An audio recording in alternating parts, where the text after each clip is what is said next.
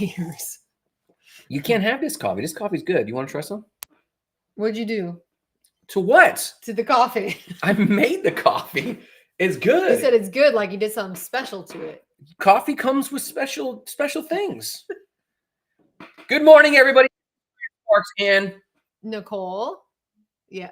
Nikki Ray Ray. Yeah, you know what? I gotta get used to saying that. Nicole Ray. Nicole Ray. And we have a special episode today. Special for two reasons. Number one, we're hoping Eric shows up. We wanted to share Eric's story. He's got an interesting story of evolving his brand from being a wildly popular pro wrestler yep, with 24,000 followers, give or take, to having a message about being like a not angry dad.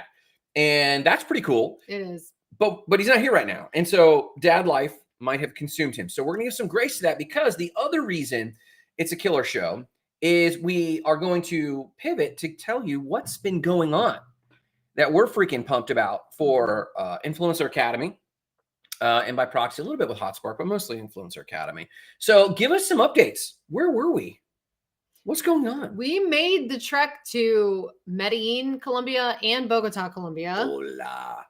Jarrett, a good friend of ours, lives in Bogota and has built out a travel company called Beyond Brand Travel. Mm-hmm. And we're partnering with him to create an experience for creators. Boom. And we were looking at Bogota. We loved Bogota. We were looking at Medellin. And then we took those findings and decided on our trip. And that's what we've been moving and shaking on the last, like 3 weeks. Yeah. Yeah. So why have we been doing this? Why including and expanding to include IRL? Because that's what the people want. That's what them peoples want. Yeah. So long story short, like we're finding not only is creator work evolving, being an influencer has several things that we're finding. Nearly every single member of Influencer Academy has asked us at one time or another, I want to go international. And that desire to go international, and that desire to expand their content, and that desire to do brand deals with more international brands, and with more airlines, with more hotels in international locations to take their kids. And we were seeing this everywhere. Now, Jared's been a good buddy of mine. We had a show, Not Crypto Bros, for years. We met online. He interviewed me. I interviewed him for a show. And he's in Mr. Crypto.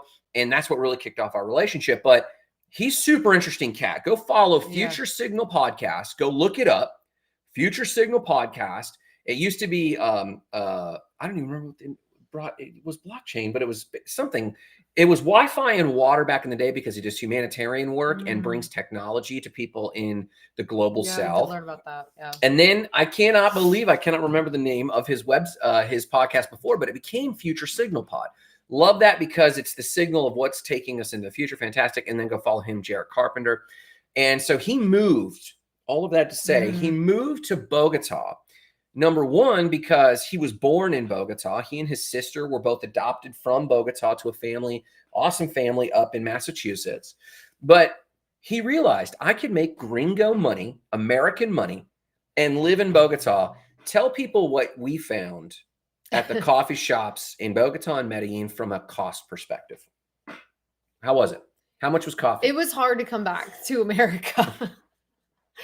The prices of everything it really blew my mind. I actually thought people were messing with us because like everything was, I don't want to say cheap. It just was, it was less expensive. Yeah. Everything, even things that are in big, beautiful malls that you would find in the US. Give an example. Our coffee was cheaper. The food was definitely cheaper. I think we went out to dinner at like I don't know, Super was it fancy. A 5-star? Yeah. I want to say it was like a 5-star restaurant. I think we maybe spent like $100 for 3 people. 3 people, 4 courses, and of course drinks. we generously tipped because they were wonderful. But give the lip gloss example for the ladies. I was gonna make. Okay, you guys, as a woman, you know that a good lip gloss is like easily $25, $30. I'm not kidding. You walk into Ulta or Sephora, it's nuts. You could drop $100 and get like 3 things in these stores. But we were at the mall. We walked into a Colombian makeup store, and I picked up a lip gloss, and I asked our local guide, Vanessa, can you ask her how much this is? And she, you know, they spoke. And let me tell you, you guys, though, having a local basically with you is everything. Is everything. Makes the trip. It is, because she negotiated, she found, like, she talked the talk, so nobody was really getting anything past me. But even in a mall, then the prices are standard. So she said $3 for this, like, super glittery, nice lip gloss that you would find in US for $25. And that's when I think, I know that's silly, but that's when it started to set in, like, and I bought another thing. Another thing was, I walked out of there spending $12. Yes, $12. I mean, it's, and then we so talked everywhere about, else. Yeah, Everywhere else. lot. We stayed in a super boutique hotel in Bogota called Hotel Coco. Very nice, small rooms, but a lot of things were smaller there. Yeah. Spaces were smaller. Cafes were in smaller spaces. We were amazed that as we walked this very Brooklyn-like neighborhood, you can have a hole in the wall, but they do it up so nice. They do they excel at making small spaces wonderful, which you see in a lot of big cities around the world. But, you know, in America, we're just so used to seeing everybody spread out and everything spread out. And so this Hotel Coco, very nice boutique hotel, great front desk service, great dining area downstairs, good little view. If you're on one side of the hotel, fantastic. $44 a night. Yeah, I couldn't believe it. It was nuts. And so Bogota was like the most affordable area. And when you're there, it's very rude to tell everyone this is so cheap, because like that's their life. They live there. So you don't go gushing, but she and I had this experience of like, and it's a culture shock at first. I mean, I'd never been to, and it's nice stuff, South America before. Yeah. So I didn't know that. I mean, I heard that the cost of living was, we think it's cheaper. You hear that people live on less. You just don't know until you get there. You think they're all brokies, but they're not. They're living nice. They like their fashion. Bogotanos like their fashion.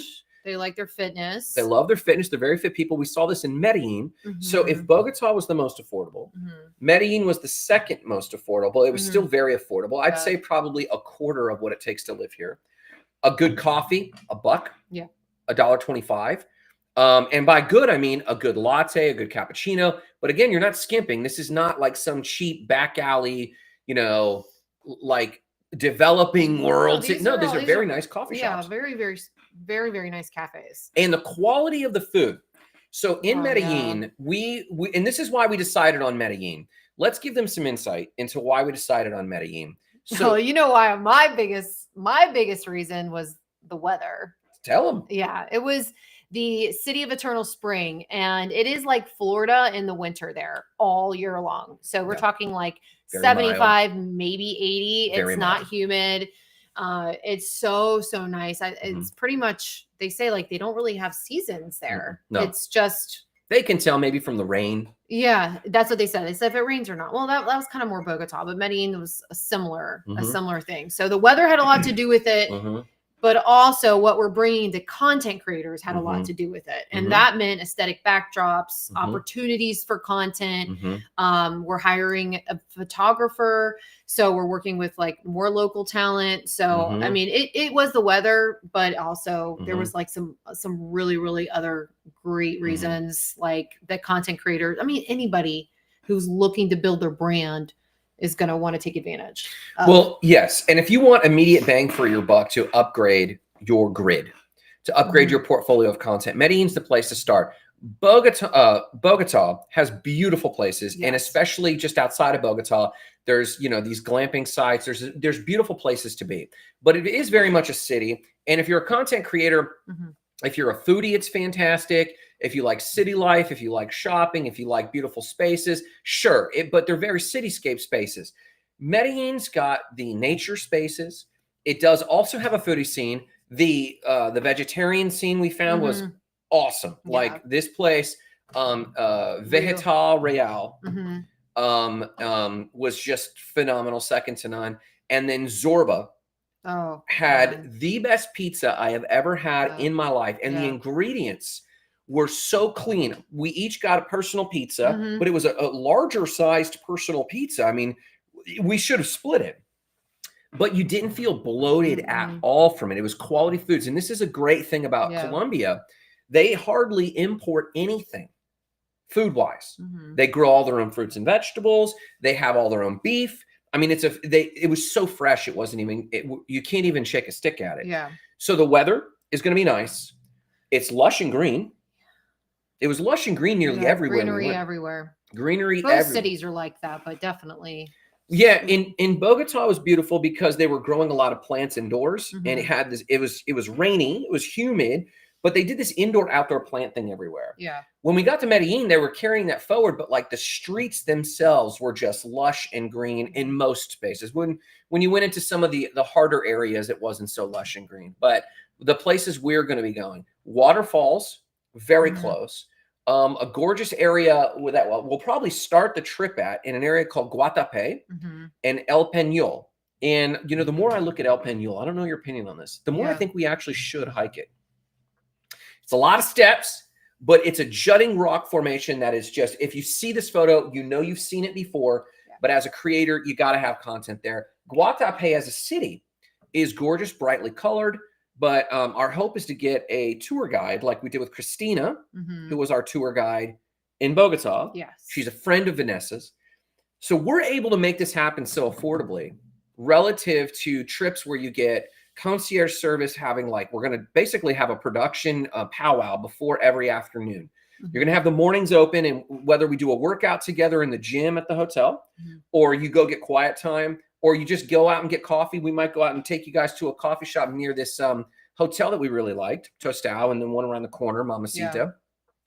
There's some places like that we might go in the morning, but it's going to be very slow, relaxed mornings because part of this, we want you to feel refreshed. Right.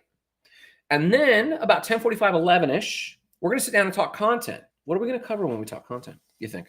We're going to make a plan for each attendee. So whether you're a content creator or not, because we do have like our first attendee, Keisha, is building a coaching business, but she hasn't even started on her content yet. She actually doesn't know where to start. And that's part of the reason why she's getting into this trip, because it's going to be like a boot camp for her, but with not just us leading other creators or other people with businesses that are in the same spot, whether they're building new content or starting from scratch. Yep. So we're going to plan it out. And that's like what we were really doing with HotSpark is we build out a content plan, but we personalize it for you. So you feel confident walking into it. And then we take you to the spots that are going to get the most color, the most content, aesthetic places. And then we help you create the content.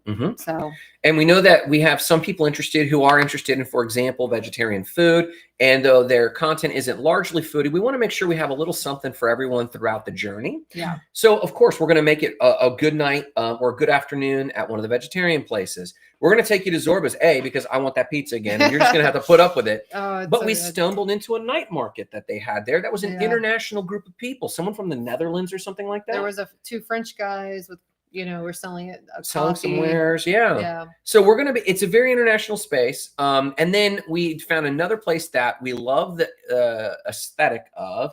It was Alembic. Yeah, the restaurant. Okay, we're talking restaurants. Yeah. Restaurant Alembic, a gorgeous indoor, outdoor, open air restaurant that we're going to go. If you go through our feeds, you might see some of these places.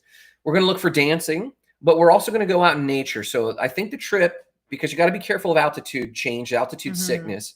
As soon as we fly in, I think our goal is, and this might change, is to go right up elevation, right to El Peñol. Yeah. Be there for a day and a half or so to begin acclimating. And then from there, we'll go from that elevation down. As people start to acclimate to elevation sickness, you start lowering elevation. It'll help you acclimate easier. Yeah. And then we end up, because it's still like, I want to say 4,000 feet up. Yeah. Something like that. And so then we'll be at the hotel that we're going to be at in Medellin, and then we'll settle into the area of Medellin. And I think we're still going to do Comuna 13. For sure. Yeah, we're doing Comuna 13. Why would you tell them that they should? It's one of the most notable places to visit in Colombia. It's definitely like if you went on TikTok or YouTube, it's one of the most like videoed spots. And so just that alone, noting it's a popular content and like we're already there, it's a really great way to pick up that content and use that popularity for your own accounts. But you just can't match, like everything is there. Graffiti, it's eclectic, people, music, food, jewelry, sites. They have all these like statues. I mean, it's a content creator's dream. It's definitely a content creator's it's like dream. a playground. And it's this path that starts out in like a high, it almost, I told Nicole, it feels like you're dropped in the play, the Heights. Because there's people that are actually washing their laundry and actually playing basketball. Yeah, it is a neighborhood. It's a living neighborhood. There's dogs walking around. It's nuts. But it's kind of a street party for the tourists at that as you start moving up in the pathway. And so then there was the midget DJ. Yeah. And then there was the people who were doing custom rapping at the audience members. Yeah. And you just start going up. And as you gain elevation, you enter different little squares and haciendas and plazas. Yeah. And people are selling stuff out of their living room, but it's colorful and decorated. Yeah. And then as you start going up, you start encountering these views. So you start winding basically up the mountain. And so Communa 13, it's just the commune 13, or community 13. And there's several of these, and there's great history to Communa 13. I was just thinking that we did go into their museum. We did get their history of just 20 years ago is run by, I don't want to say the cartel or like the guerrillas. The guerrillas. Yeah. And so they broke free from that. And America actually had to do with that. They sent in 2 Blackhawks to help run the gangsters out. So anyways, I mean, it's history, it's everything. So that's why we really wanted to like get out to nature and work our way inward to the city center. And I mean, by the end of your trip, you've gotten every piece of content you can probably imagine. We're definitely doing salsa dancing. We're definitely doing a coffee tour. We got lots of plans. It's got every day is an experience and an amazing foodie experience. And the experience for you is this: there's all types of rumors about Colombia. You might follow travel creators, and they're like, check these places out: Cartagena, Cali, Medellin. And then there's other rumors like, how safe is this? And it's freaky. Listen, our goal is we have 3 on-the-ground people that we have a relationship with. We're in a text chain with Jarrett and his 2 people, Alejandra and Vanessa. They have a company there. They're helping Jarrett launch his company. They're Bogotanos themselves. They're bilingual. They're fantastic. And they're going to meet us at the airport with a van. So like airport to airport service. Right. We're going to load everyone up. Everyone's going to be able to meet each other, meet and greet.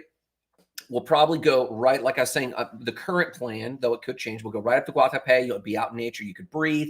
You're gonna be able to acclimate there and have a great time. We're gonna do the first day or so of content around there, and then enjoy ourselves. And then we'll move in. And again, everywhere we go, you'll have a driver. Everywhere you'll have a content plan.